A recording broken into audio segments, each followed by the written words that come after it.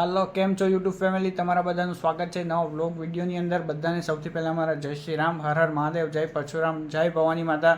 તો મિત્રો, આજનો જે વ્લોગ છે, વિડીયો એક વન ટાઈપ ઓફ તમે કહી શકો કે લાઈક ઇન્ટરવ્યૂ જેવો નવો એક હું વિડીયો લઈને આવી ગયો છું. તો મિત્રો, વ્લોગની અંદર તમે કન્ટિન્યુ બન્યા રહેજો અને જોતા રહેજો. તમને આ વ્લોગની અંદર અવનવી વસ્તુ તમને લાઈક જાણવા મળશે કે લાઈક એક જે બી કોઈ બી લાઈક ડ્રાઈવરના જીવન હોય, જે બસ ચલાવતા હોય કે જે પ્રાઇવેટને એવી કંપનીઓની બસ ચલાવતા હોય, તે લોકોનું જીવન કઈ રીતનું હોય છે, તો એના વિશેનો હું વિડીયો એક સરસ મજાનો લઈને તમારી સમક્ષ આજે રજૂ કરીશું. તો બ્લોગની અંદર કન્ટિન્યુ બન્યા રહેજો અને મિત્રો, જો તમને મજા આવશે. મળીએ થોડાક ટાઈમની અંદર. A few moments later. તો મિત્રો, આજે અમારી સાથે લાઈક મારા કાકા છે, જેમણે લાઈક આપણે કહીએ તો લાઈક ખાનગી જે બસ સેવા છે એની અંદર એમણે લાઈક બસ ચલાવેલી છે એમણે.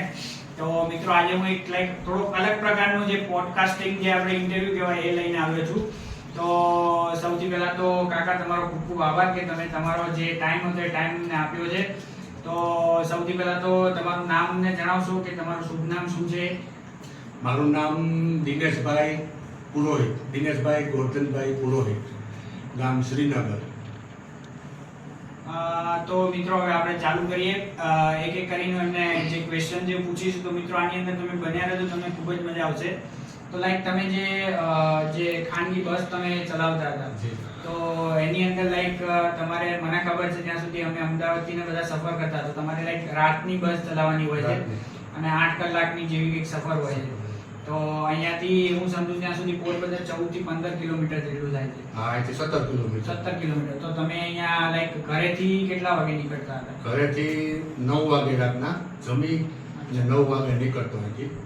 પછી ત્યાં પોરબંદર જવાનું, ત્યાં ઓફિસે જવાનું, પછી ગાડી પાર્કિંગમાં હોય ત્યાંથી લઈ ડીઝલ ભરાવવા જવાનું, પેટ્રોલ પંપે ડીઝલ ભરાઈ આવી અને પછી સીધી ઓફિસે લગાડવાની. અને પછી રાતના એનો ઉપડવાનો ટાઈમ 10:15 હતો. બરાબર છે. અને લાઈક જ્યારે મીન્સ મને ખબર છે ત્યાં સુધી તમે જ્યારે બસ ચલાવવાની ચાલુ કરી, ત્યારે હું ને લાઈક ગુંજન, જે તમારો છોકરો, અમે બધા બહુ નાના હતા. તો લાઈક એ ટાઈમે જે કાકી હતા, એ કાકી છે કઈ રીતે મેનેજ કરતા? કે જેમ કે છોકરાઓ નાના છે, તમે બહાર જતા હો, તો એવું બધું ઘરનું ને બધું કામ ને બધું પછી કઈ રીતે મેનેજ થતું હતું? ના, પણ એમાં મારે અહીંથી બસ લઈને જવાનું હોય ને, એટલે મારે 2 દિવસ જવાનું હોય. પછી ટૂંકમાં 2 દિવસ ત્યાં તો બસ આવક જાવકમાં થઈ જાય અને પછી અહીં 2 દિવસ પાછું ઘરે રહેવાનું હોય.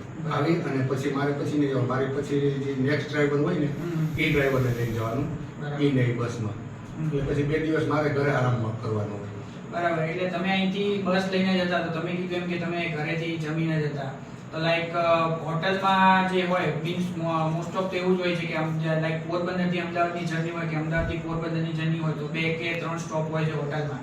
તો લાઈક અહીંયાથી તમે જમીને જતા, તો પછી કોઈ વાર એવું થતું કે કોઈ વાર એકદમ અર્જન્સીની અંદર જવાનું હોય તમારે, લાઈક કે કોઈ વાર કીધું હોય કે ભાઈ આજે તમારે આવવું પડશે, તો પછી તમે હોટલનું જમતા કે એ રીતનું કોઈ દિવસ એ રીતનું તમારે થયું છે કોઈ વાર? હા, ક્યારેક તાત્કાલિક જવું પડે એમ હોય તો પછી અહીંથી જમવાનો ટાઈમ ન મળ્યો હોય તો પછી રસ્તામાં હોટલમાં જમી લઈએ.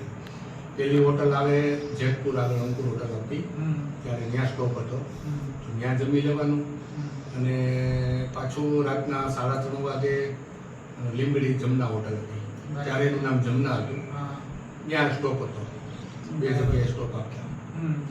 એની અંદર લાઈક અલગ અલગ જાતની બસ હોય છે, જેમ કે નોન એસી કહીએ આપણે, પછી એસી કહીએ, એમાં સ્લીપર હોય છે. તો તમે લાઈક બધી રીતની બસ ચલાવેલી છે? એસી, સ્લીપર હોય? બધી બસ ચલાવેલી છે. અચ્છા. પણ ત્યારે મોસ્ટલી વધારે નોન એસી હાલતી, એસી બહુ ઓછી હાલતી. એટલે ત્યારે જમવાનો એસી નહોતો, એટલે એ નોન એસી હાલતી. નાઇટની મુસાફરી હોય એટલે રાતના કંઈ ગરમી એટલું ન થાય, એટલે નોન એસી વધારે હાલતી. અને સ્લીપર હાલતી, સિટિંગ નહીં, સ્લીપર વિથ સિટિંગ. અને બીજી વાત કરીએ કે લાઈક જે બસ તમે કીધું કે તમે બધી રીતની બસ ચલાવેલી છે, તો લાઈક તમને એસી બસ વધારે ચલાવવાની મજા આવતી કે લાઈક નોન એસી બસ વધારે ચલાવવાની મજા આવતી? કેમ કે આપણે જોઈએ તો લાઈક જે મીન્સ શિયાળો હોય તો એની અંદર લાઈક પવન ને એ બધું બહુ હોય, તો એસી બસની અંદર લોકો લાઈક ઓછું બુકિંગ એ રીતે કરાવતા હોય. અને ઉનાળો હોય તો એસી ની અંદર વધારે લોકો મુસાફરો બસ બુકિંગ કરાવતા હોય. તો તમને લાઈક કઈ રીતની બસ વધારે ચલાવવાનું ગમતું, નોન એસી કે એસી વાળી? ને એમાં ડ્રાઈવરને કંઈ એસી કે નોન એસી કે એમાં કંઈ ફરક ના પડે.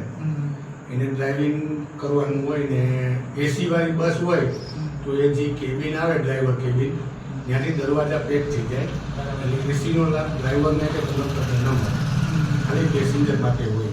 બરાબર.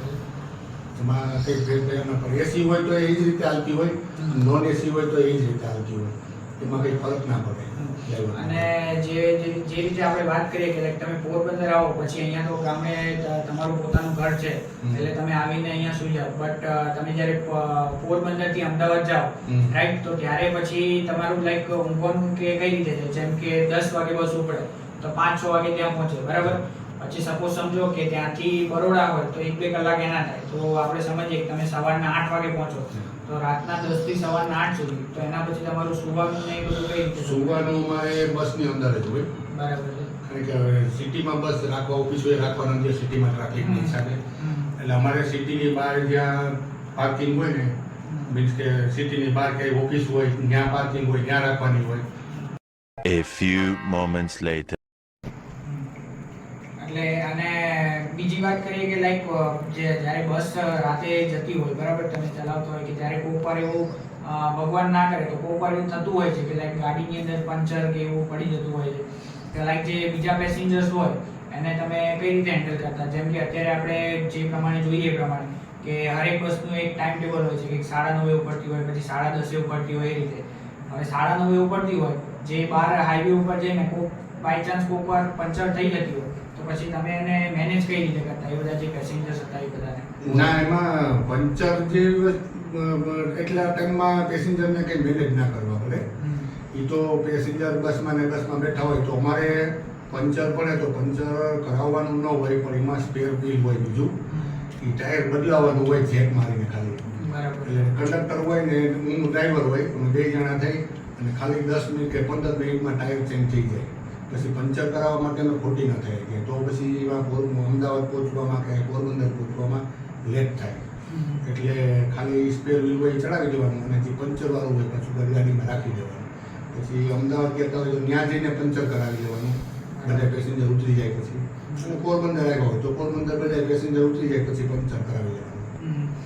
અને લાઈક આપણે એ વસ્તુ સમજીએ કે લાઈક સવારે બસ ચલાવે, લાઈક સવારની જેવી બસ ચલાવતો હોય તો એમાં એટલું બધું વાંધો ના આવે, પણ જે રાતની બસ છે એ ચલાવવી બહુ અઘરી હોય છે, જે બી કોઈ બી લોકો હોય એના માટે. તો તમે જ્યારે રાતની બસ ચલાવતા તો મીન્સ એવું કંઈ કરી કે લાઈક તમે કોઈ જગ્યાએ તમને ચા પીવાની એવું જોઈતું હોય, જેમ કે આપણે સૌરાષ્ટ્રના લોકો હોય એ શું મીન્સ ચાના બહુ શોખીન હોય છે કે કોઈ જગ્યાએ હોય અમુક જગ્યાએ જઈને સ્ટેશને ચા પીવા એમને જોઈએ, તો તમારે એવું કંઈ હતું કે ભાઈ આ જગ્યા હોય તો આ જગ્યાની ચા પીવી જોઈએ અને વગર ચાલે નહીં એવું કંઈ કોઈ બી જગ્યાએ વચ્ચે? ના, એવું તો કંઈ ન હોય કે આ જગ્યાની ચા જોઈએ, પણ ચા પીવા માટે અમે 2 કલાકે 3 કલાકે સ્ટોપ આપીએ. ચા પીવા માટે 2 કલાકે તો પછી બધા પેસેન્જરને તો રાતના તો ઊંઘી ગયા હોય બધા, એટલે અમારે કંડક્ટર હારે હોય ને એ અમારે ગ્લાસ હોય અંદર પાણીના, એ ગ્લાસ લઈને જાય તો હોટલેથી એમાં પાર્સલ લઈ આવે ચા અને પછી ચાલુ ગાડીએ પીતા જાય. બરાબર છે. અને હું લાઈક વાત કરું કે કોઈ બી લાઈક સગાવાળા જે હોય છે, બરાબર, અમુક લોકોને ખબર હોય કે ભાઈ દિનેશ કાકા છે અમદાવાદથી પોરબંદરની બસ ચલાવે છે, પછી કોક સગાને પોરબંદર હોય એને ખબર હોય કે પોરબંદરથી અમદાવાદની બસ ચલાવે છે, તો જ્યારે સગાવાળા તમને ડાયરેક્ટ કોન્ટેક્ટ કરે કે કાકા અમારે બસમાં જવું છે, ટિકિટનું સેટ થતું નથી, તો એમાં તમે કઈ રીતે મેનેજ કરો? લાઈક તમે એવું હોય કે જે પેસેન્જર હોય અને સગાવાળા હોય તો એ અલગ હોય કે આ પછી તમારો એવો જ નિયમ હોય કે બસની અંદર એકવાર ચડ્યા પછી કે ભાઈ પેસેન્જર બી અમારા માટે જે પેસેન્જર હોય એમના માટે સેમ બિહેવિયર હોય જે અમે સગાવાલા સાથે કરતા હોય, એમાં કઈ રીતે તમે મેનેજ કરો? ના, એમાં સગાવાલાનું ને સંબંધનું ને બહુ ધ્યાન નહીં દેવાનું, કારણ કે ઓલી કહેવત છે કે કૂવામાં હોય તો વેડામાં આવે. તો 5 પૈસા કમાઈને આપણે શેઠી અને લઈએ તો આપણો રોજીનો ચાલુ રહીએ અને એને 5 પૈસા મળે. એટલે એમાં કોઈને એવું મારા મીન્સ કે મારા ટીમમાં તો એવું કોઈ કર્યું જ નથી કે ભાઈ આ સગાવાલા છે એટલે આપણે એને લઈ જવાના અને લઈ આવવાના, બધા હરખાય એમાં પેસેન્જરની હારે જેની હારે રહેવાનું. એ અંદર જગ્યા હોય તો એને બેહા લેવાના, એની પાસેથી કંડક્ટર ટિકિટ લઈ આવે, બાકી એમ કોઈને એ રીતે ચાર્જ નહીં લેવાનો.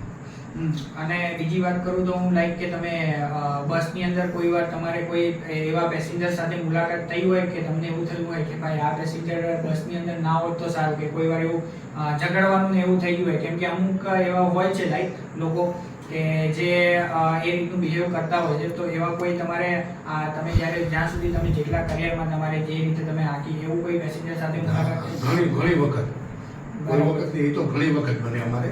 બરાબર છે. કે રાતના ક્યારેક એવો પેસેન્જર હોય કે ડ્રિંક કરીને આવ્યા હોય, બરાબર છે. તો એ પછી થોડુંક તોફાન કરે ને બીજા પેસેન્જરને ડિસ્ટર્બ થાય. અમારે તો શું હોય કે અંદર કેબિનમાં અંદર વયા ગયા, દરવાજો બંધ કરી લીધો એટલે અમારે કંઈ ડિસ્ટર્બ ન હોય. પણ બાજુમાં બેઠા હોય એ પેસેન્જરને ડિસ્ટર્બ થાય ને એ અમને ફરિયાદ કરવા આવે કે ભાઈ ઓલો ભાઈ આ વ્યક્તિ કરે કે ઓલો આમ કરે કે બોલ કરે કે તો પછી એને જઈને સમજાવવું પડે અમારી રીતે પછી. અને હું બીજી વાત કરું કે લાઈક જ્યારે બી તમે રાત્રે મુસાફરી કરતા હો, રાઈટ, બરાબર છે, લાઈક એવું હોય છે કે વધારે પડતા લોકો રાત્રે હોય, એમને મોસ્ટ ઓફ તો લોકો રાત્રે જ ઊંઘતા હોય છે. તો તમને કોઈ વાર એવું થાય છે જ્યારે બસ ચલાવતો હોય ત્યારે કે ભાઈ રાત્રે છે તો આમ ઊંઘ આવતી હોય, કોઈ વાર બસ ચલાવતા હોય ત્યારે કોઈ વાર આપણે સૌરાષ્ટ્રની ભાષામાં કહીએ તો કે ભાઈને જોડું આવી ગયું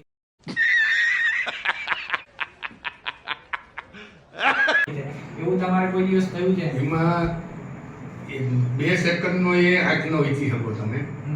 આપણે જે રીતે દિવસના જાગતા હોય ને આંખોની પાપણ છે પટપટાવીએ ને એ જ રીતે અમારે કન્ટિન્યુઅસ 8 કલાક આંખો પટપટાવવાની. એમાં ઝોલા નામનો શબ્દ આવે જ નહીં ક્યાંય.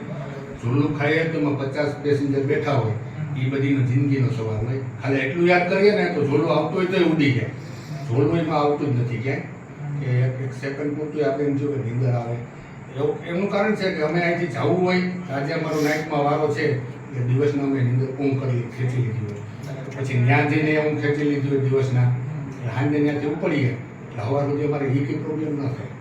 અને તમે જે રીતે વાત કરી એ રીતે કે લાઈક તમારું ઊંઘવાનું ને એ બધું બસમાં હોય છે, રાઈટ, તો પછી લાઈક તમે બસની અંદર કઈ પૂજા પાઠ કે એવું કંઈ કરો છો? કેમ કે હું મોસ્ટ ઓફ બસની અંદર જાઉં છું, તમે જે બસ ચલાવતા એમાં બી મેં જોયેલું છે કે જ્યારે બસ જે જગ્યાએ આવે મેઇન જગ્યાએ ત્યાં અગરબત્તી ને એ બધું કરેલું હોય જ છે. તો લાઈક તમે બી એવું હતું કે જ્યારે તમે ઉઠો એના પછી તમારું નાવા ધોવાનું ને એ બધું કઈ રીતે? કેમ કે બહારની જગ્યા હોય ત્યાં તો આપણું ઘર હોય નહીં, તો એ કઈ રીતે? એ બધી વ્યવસ્થા અમારા કંડક્ટરે કરી લીધી હોય. બસ રાખતા હોય ને ત્યાં બધી પાણીની વ્યવસ્થા, નાવાની વ્યવસ્થા બધી ગોતી લીધું હોય ને બધી વ્યવસ્થા હોય. નાહી ધોઈ અને 10-15 મિનિટે એ અંદર બસની અંદર એ અમારું ઘર જ સમજી ગયો બધું કે એમાં અમે અગરબત્તી કરીએ, કોઈ પૂજા પાઠ કરીએ, એ કરીને પછી બસને સ્ટાર્ટ કરીએ. Nice. અને બીજી વાત કરું તો એ કે લાઈક જ્યારે કોઈ બી અમુક મોસ્ટ ઓફ પેસેન્જર અત્યારે તો મીન્સ એવા નથી હોતા, પણ કોઈ વાર એવું હોય છે કે હોટલમાંથી કંઈક પેકેટ કે એવા લીધા હોય કે જેમ કે ખાવા પીવાના રાત્રે પેકેટ લીધા હોય, રાઈટ, તો હવે સપોઝ સમજો કે એસી વાળી બસ છે તો એમાં પેકેટ બહાર તો નાખી ના શકે, તો એવું કોઈ પેસેન્જર કરી લાઈક તમને એવો અનુભવ થયો હોય કે ચપ્પલ મૂકવાની જગ્યા હોય એ જગ્યાએ લાઈક ઓલું શું કહેવાય આપણે કોઈ બી નોર્મલ સોફ્ટ ડ્રિંક હોય એની બોટલ તમને મળી હોય અને પેકેટ જેને ખાધેલા હોય એના પેકેટ બી સીટની અંદર મળ્યા હોય? હોય દરરોજ હોય. એ તો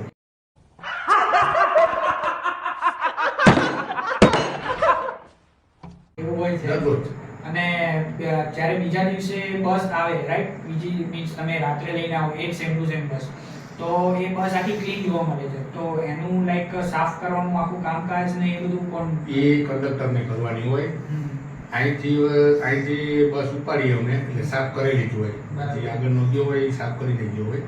પછી અમદાવાદ જઈએ ત્યાં હવાના ઉતરી જાય, સૂઈ જાય, પછી ત્યાં બપોરના કંડક્ટર ઉઠે ને એ પછી એને સાફ સફાઈ કરવાની અંદરથી અને બહારથી. બરાબર છે. પાણીના પોતા કરવાના હોય, ફિનાઇલ નાખવાનું હોય, એ બધું નાખી સાફસૂફ કરી બારોબારથી પાણીથી સાફ કરે, એકદમ ક્લીન કરી પછી સાંજે બસ સ્ટાર્ટ કરવાની હોય. Daily service. બરાબર, ડેઈલી એ રીતની સર્વિસ આપે? ડેઈલી સર્વિસ એ રીતના સવાર બે જગ્યાએ પોરબંદરે થાય અને અમદાવાદે થાય. બરાબર છે.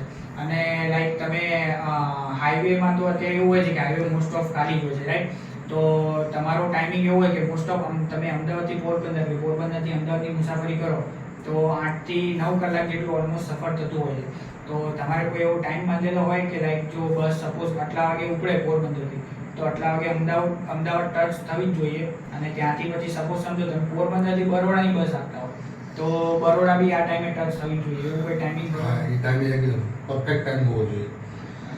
એમાં શું છે કે પોરબંદરથી પેસેન્જર જતા હોય અમદાવાદ, એને કોઈને આગળ જવા માટે ટ્રેનનું ટિકિટનું બુકિંગ હોય, કોઈને પ્લેનની ટિકિટનું બુકિંગ હોય, તો એ બધાને ત્યાં મોડામાં મોડું સાંજે આપણે સવારે 6 વાગે તો અમારે ઉતારી દેવા પડે, તો એ એરપોર્ટ પહોંચી શકે, રેલવે સ્ટેશને પહોંચી શકે.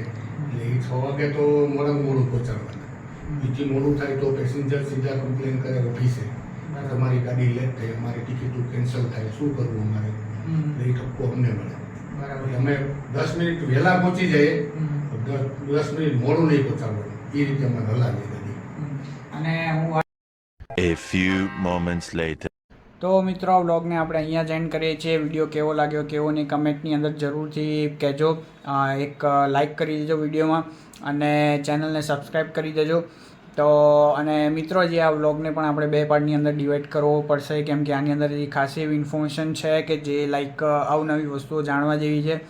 તો મળીએ મિત્રો બીજા કોઈ નવા વ્લોગ સાથે. ત્યાં સુધી બધાને મારા જય શ્રી રામ, હર હર મહાદેવ, જય પરશુરામ, જય ભવાની માતા. બાય બાય મિત્રો.